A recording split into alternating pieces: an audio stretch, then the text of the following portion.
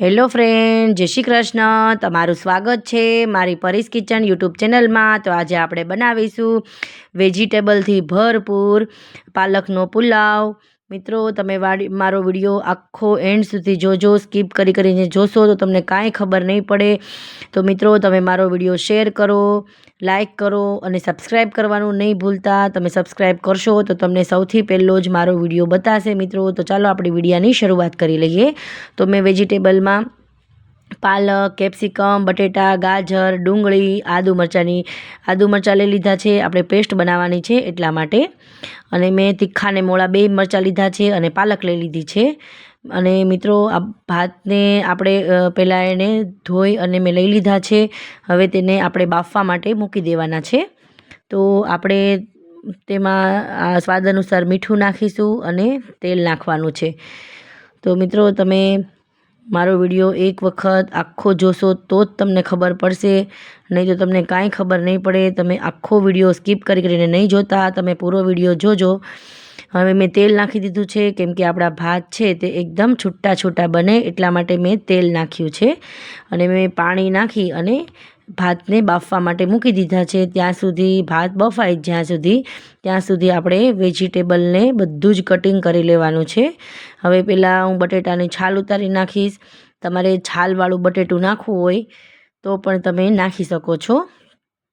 ગાજરની છાલ ઉતારી નાખીશ. તમે મિત્રો આવી રીતે એક વખત પાલકનો જાજા વેજીટેબલ નાખી અને પુલાવ બનાવશો તો બહુ ટેસ્ટી બને છે. તમારા બાળકને ખૂબ ને ખૂબ ભાવશે અને એકદમ મજા આવે છે ખાવાની. અને ઘરનું વસ્તુથી બનેલો છે એટલે એકદમ હેલ્ધી પણ છે.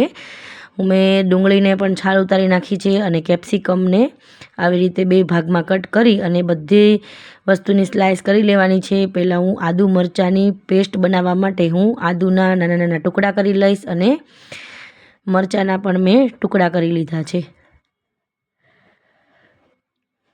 આવી રીતે તમે પુલાવ બનાવશો તો તમારો એકદમ ગ્રીન પુલાવ તૈયાર થશે અને હેલ્ધી પણ લાગશે. હવે મેં મરચાંના પણ ટુકડા કરી લીધા છે કેમ કે આદુ મરચાંની આપણે એકદમ સરસ રીતે પેસ્ટ બનાવવાની છે, પાણી વગરની. તો મિત્રો, તમે કોઈ ગેસ્ટ આવે છે તો તમને એવું થાય છે કે મારે જમવામાં અથવા નાસ્તા માટે પુલાવ બનાવવો છે, તો તમે જમવામાં બનાવો છો તો વધારે વેજીટેબલ નાખી અને બનાવશો તો એક સરસ જમણ થઈ જશે. અને તમે નાસ્તામાં બનાવો છો તો તમે 2 થી 3 વેજીટેબલ નાખી અને પાલકની પેસ્ટ બનાવીને જે પુલાવ બનાવશો તો બહુ ટેસ્ટી પુલાવ થઈને તૈયાર થશે. મિત્રો, સેમ ટુ સેમ બહાર જેવો જ તમારો પુલાવ લાગશે ટેસ્ટમાં. હવે હું ડુંગળીને આવી રીતે સ્લાઇસમાં કટિંગ કરી લઈશ. તમારે ઝીણી ચોપ કરવી હોય તો પણ તમે કરી શકો છો, પણ સ્લાઇસ કરેલી ડુંગળીનો સ્વાદ સરસ આવે છે. તમે એક વખત જરૂરથી ટ્રાય કરજો આવી રીતે પુલાવ. અને આ બધા વેજીટેબલમાં ખૂબ માત્રામાં વિટામિન હોય છે એટલા માટે તમારે આ બધા વેજીટેબલ નાખવાના છે. એટલે બાળકો તમારા વેજીટેબલ નથી ખાતા તો તમે આવી રીતે બધું વસ્તુ નાખી અને આવી રીતે પુલાવમાં તમે આ બધું નાખો છો વેજીટેબલ તો તમારા બાળકો ખાઈ લે છે. બાળકોને ખબર પણ નથી પડતી કે મમ્મીએ આમાં શું નાખેલું છે અને શું નથી નાખેલું. એટલે બાળકો છે તેને વેજીટેબલ પણ ખવાઈ જશે અને તેને મજા પણ આવશે. મેં ગાજરના કટિંગ કરી લીધા છે. હવે એવી જ રીતે હું બટેટાની પણ સ્લાઇસ કરી લઈશ. મિત્રો, તમે સ્કીપ કરશો તો તમને કાંઈ ખબર નહીં પડે. આખો વિડીયો મારો જોજો તો તમને બધી ખબર પડશે કે મેં એક પછી એક શું કરેલું છે અને કેવી રીતે બધું કટિંગ કરી અને નાખેલું છે. બટેટાનો સ્વાદ પણ આ પુલાવમાં ખૂબ જ સરસ આવે છે. તમે જો આ ડાયટિંગ માટે પુલાવ કરો છો તો તમે બટેટાને સ્કીપ પણ કરી શકો છો. તમારે બટેટું ન નાખવું હોય તો તમે સ્કીપ કરી શકો છો. બટેટા વગરનો પણ આ પુલાવ છે તે ખૂબ ટેસ્ટી લાગે છે.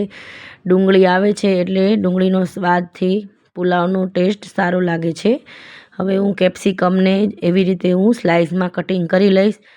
બધી જ વસ્તુ મેં સ્લાઇસમાં કટિંગ કરી લીધી છે કેમ કે સ્લાઇસ કરશો તો મોઢામાં આવશે તો સારું લાગશે, એનો ટેસ્ટ સારો આવે છે.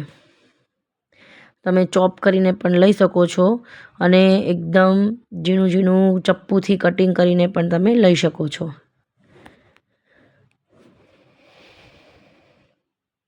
મેં બધા જ કેપ્સિકમ પણ કટિંગ કરી લીધા છે, બધું વેજીટેબલ સ્લાઇસમાં કટિંગ કર્યું છે મિત્રો.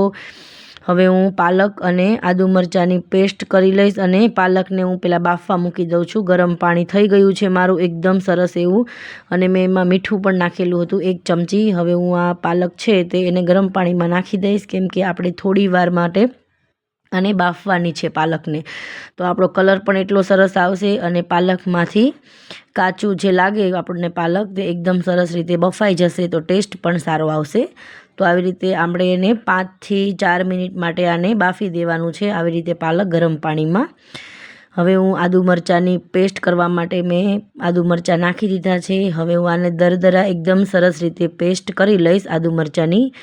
જો આપણી પાલક છે તે થઈ ગઈ છે સરસ રીતે. હવે હું આ બધી ચીપિયાના મદદથી આવી રીતે નિતારી અને હું આદુ મરચાંની અંદર જ નાખી દઈશ, એટલે એકદમ સરસ રીતે આપણી પેસ્ટ તૈયાર થશે. તમે આદુ મરચાંની એકલી દરદરી પેસ્ટ કરવા માંગો છો તો પણ તમે અલગથી પણ કરી શકો છો, અને આની સાથે તમે મિક્સ કરીને પણ આવી રીતે સરસ એવી પેસ્ટ કરી શકો છો. જો આપણી પેસ્ટ એકદમ સરસ રીતે તૈયાર થઈ ગઈ છે આદુ મરચાં અને પાલકની.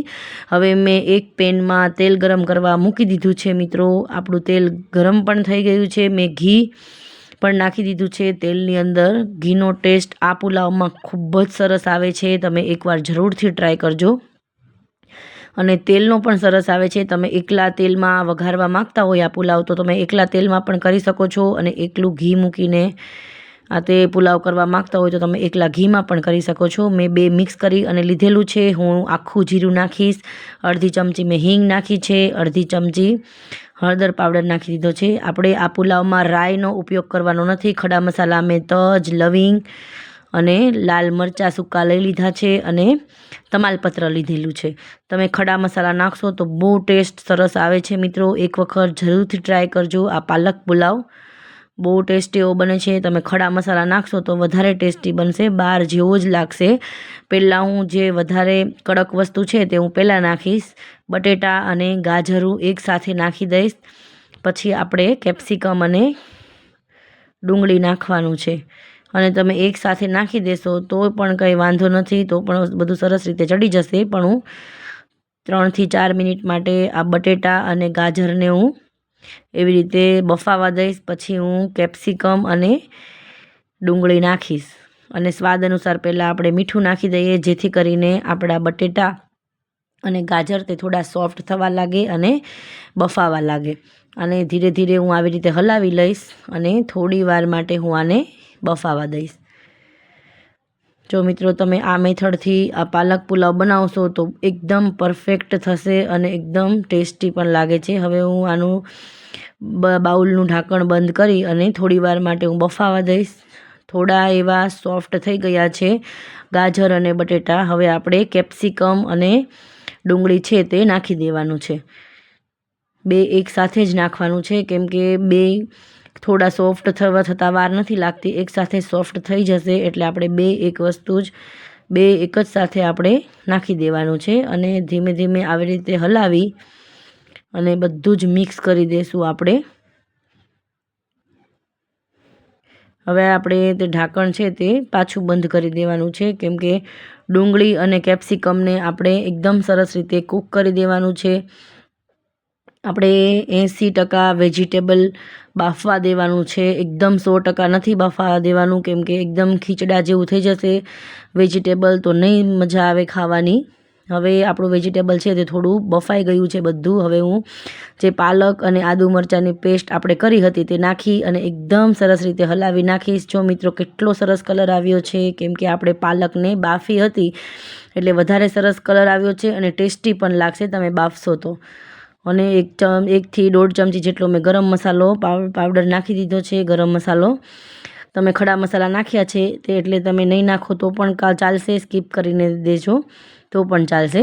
મેં નાખેલો છે, ટેસ્ટ સારો આવે છે. હવે હું જે આપણે રાઈસ બનાવેલા છે એ થોડા કરી અને હું નાખી અને બધું જ સરસ રીતે હળવે હાથે મિક્સ કરી લઈશ. બહુ હળવો હાથ રાખવાનો છે, કેમ કે નહીં તો આપણા ભાત છે એ તૂટી જશે.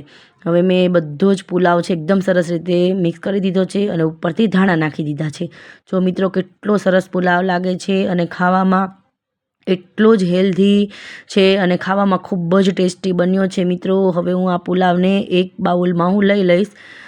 બહુ ટેસ્ટી એવો બન્યો છે મિત્રો. તમારા બાળકો વેજીટેબલ નથી ખાતા તો આવી રીતે તમે બનાવીને ખવડાવજો. બહુ જ ટેસ્ટી બન્યો છે અને જોવામાં પણ કેટલો સરસ લાગે છે. અને તમારા ઘરે કોઈ પણ મહેમાન આવે છે તો તમે આવી રીતે તમે પુલાવ બનાવીને આપશો તો સારું પણ લાગશે અને એ લોકોને ખાવાની મજા પણ આવશે. એકદમ હેલ્ધી છે, બહુ જ ટેસ્ટી બન્યો છે મિત્રો. જોતાં જ ખાવાનું મન થઈ ગયું છે અને મોઢામાં પાણી આવી ગયું છે. મારા બાળકોએ પણ પુલાવ બહુ સરસ રીતે ખાધો છે અને એને પણ ખૂબ ને ખૂબ ખાવાની મજા આવી હતી મિત્રો. બહુ ટેસ્ટી એવો બન્યો હતો આ પુલાવ. એકદમ પરફેક્ટ માપ સાથે તમે આવી રીતે પુલાવ બનાવશો તો સરસ એવો બનીને તૈયાર થશે અને એકદમ કલર પણ ગ્રીન એવો આવશે. જો મેં ઉપરથી લીંબુ નાખવાનું છે, મેં અંદર લીંબુ નથી નાખ્યું. મારો વિડીયો લાઇક કરો, તમારા દોસ્તો તમારા પરિવાર સાથે શેર કરવાનું નહીં ભૂલતા. તમારા એક લાઇક અને તમારા એક સબસ્ક્રાઈબથી અમને બહુ સારી એવી પ્રેરણા મળે છે મિત્રો. તમે મારો વિડીયો લાસ્ટ સુધી જોયો તે માટે તમને ખૂબ ને ખૂબ ધન્યવાદ મિત્રો. આવી જ નવી રેસીપી સાથે આપણે બીજી વખત મળીશું મિત્રો. જો મિત્રો હું તમને નજીકથી બતાવું છું કેટલો સરસ ને કેટલો ગ્રીન મારો પુલાવ બનીને રેડી થઈ ગયો છે. ચાલો મિત્રો, પાલક પુલાવ ખાવા. આપણો પાલક પુલાવ તૈયાર છે. બાય બાય મિત્રો. હવે આપણે બીજા વિડીયોમાં મળીશું. બાય.